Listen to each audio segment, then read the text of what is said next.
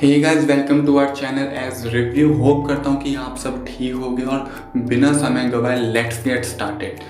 Netflix अपने भारतीय content की लगातार बढ़ती लाइब्रेरी में नई नई मूवीज़ और वेब सीरीज़ जोड़ता जा रहा है। थ्रिलर्स से लेकर रोमांटिक कॉमेडीज, रियलिटी शोज से लेकर लाइट हार्टेड ड्रामास तक जो अपकमिंग मूवीज़ या वेब सीरीज़ मैं आपको बताने चाह रहा हूँ वो नेटफ्लिक्स पे जल्दी रिलीज़ हो जाएंगी। हर एक मूवी या वेब सीरीज़ को 30 से 40 सेकंड मिलेंगी उनका एक ब्रीफ डिस्क्रिप्शन के लिए कि आखिर वो मूवी या वेब सीरीज़ है किस बारे में। तो नंबर 1 पे आती है अरण्यका। इस वेब सीरीज़ में लीडिंग रोल में आपको रवीना टंडन देखने को मिलेंगी। अरण्यका जो वेब सीरीज़ है वो एक super natural crime thriller web series होगी जो कि हिमाचल प्रदेश में शूट हुई। एक टूरिस्ट जो कि लापता हो जाता है, उसके लापता होने से रहस्य में हरीक से 2 पुलिस वाले अंगद और कस्तूरी इस जांच पड़ताल में जुड़ जाते हैं। साथ में वे अपहरण और हत्याओं के एक ऐसे जाल खोलते हैं जिससे उनके छोटे से हिमालय शहर को हिला कर रख दिया। ये शो बहुत ही अमेजिंग होने वाला है। आप लोग इस शो को नेटफ्लिक्स पे बहुत जल्दी देखने को मिलेगा। सेकंड नंबर पर है डीकपल्ड। इस शो में आप लोगों को आर माधव और सुरवीन चावला देखने को मिलेगी।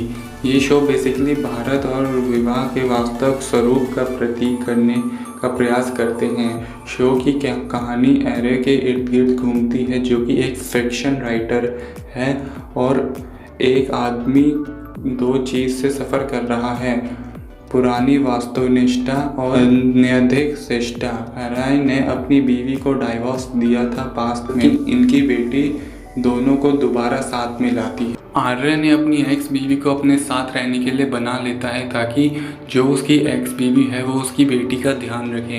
वो बेटी की तो जल्दी शादी होने वाली है। तो गाइज अब थर्ड नंबर पर आती है Delhi crime. Delhi crime series वास्तव में एक इंडियन क्राइम सीरीज़ है जो कि Lauren Bowen and Tommy Bruce के अंडर डेवलप की गई है। इस वेब सीरीज़ का पहला सीज़न था वो सिर्फ इंडिया में नहीं बल्कि इंटरनेशनली भी फेमस हुआ था। दिल्ली क्राइम सीरीज़ ने द एमी अवार्ड भी जीता है और अब वो अपना दूसरा सीज़न लेकर आ रही है नेटफ्लिक्स पर। देश को हिला देने वाले मामलों को सुलझाने के बाद IPS ऑफिसर वर्तिका चतुर्वेदी, मीन शैफली शाह और उनकी टीम एक नए चैलेंज के लिए तैयार है। क्या वो जनता को उन्हीं के डर से लड़ना सिखा देंगे या फिर उन्हीं के डर से लड़ाई में उनकी मदद करेंगे? इन सारे क्वेश्चंस का आंसर आपको सीज़न 2 में देखने को मिलेगा। नंबर 4 पर है फाइंडिंग अनामिका।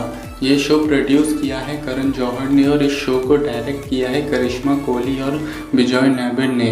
ये शो सस्पेंसफुल फैमिली ड्रामा होने वाला है जिसमें आपको माधुरी दीक्षित, संजय कपूर और मानव कौल देखने को मिलेंगे लीडिंग रोल में। माधुरी दीक्षित एक ग्लोबल स्टार, वाइफ और माँ के रूप में दिखाई देगी जो बिना किसी निशान के अचानक से गायब हो जाती है। जैसे ही पुलिस और उसके चाहने वाले उसके लापता होने का जवाब की तलाश करते हैं, उसकी पूरी तरह से तैयार किया गया मुखौटा हटा दिया जाता है। छिपी सच्चाई और दर्दनाक झूठ का खुलासा हो जाता है। नंबर 5 पे है Jamtara season 2। Netflix original open week है। जामतारा सीज़न 2 को लेकर बड़े ही खिलाड़ी जामतारा में प्रवेश करते हैं और फिशिंग करते हैं।